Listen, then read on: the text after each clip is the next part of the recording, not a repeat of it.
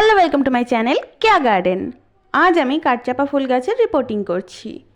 Reporting করার কারণ শীতের সময় এই গাছ ঘুমিয়ে থাকে, আর বসন্তের হাওয়া লাগলে কিংবা এটা বলতে পারো গরমের সময় আসলে এতে ফুল আসার সময় এসে যায়। তাই গরম পড়ার আগে একে রিপোর্টিং করে দিতে হয়। যদি গাছ ছোট হয় তাহলে গাছে সার মাটি দিয়ে সেটাকে আবার বসিয়ে দিলেই হয়ে যায়।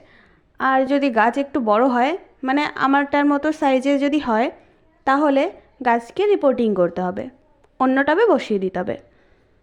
তো রিপোর্টিং করার সময় হয় ফেব্রুয়ারি মাস, কিন্তু আমার একটু লেট হয়ে গেছে, এখন এপ্রিল মাস পড়ে গিয়েছে।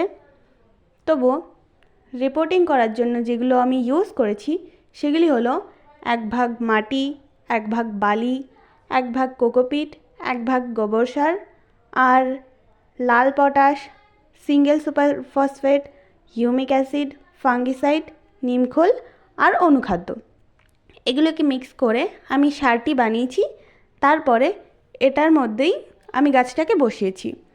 আর পরের ভিডিও কিসের উপর লাগবে সেটা কমেন্টে বলো। আরও জানার জন্য লাইক ও সাবস্ক্রাইব করে জুড়ে থাকো আমার এবং আমার চ্যানেল কেয়া গার্ডেনের সাথে। দেখা হবে নেক্সট ভিডিওতে। Bye bye guys.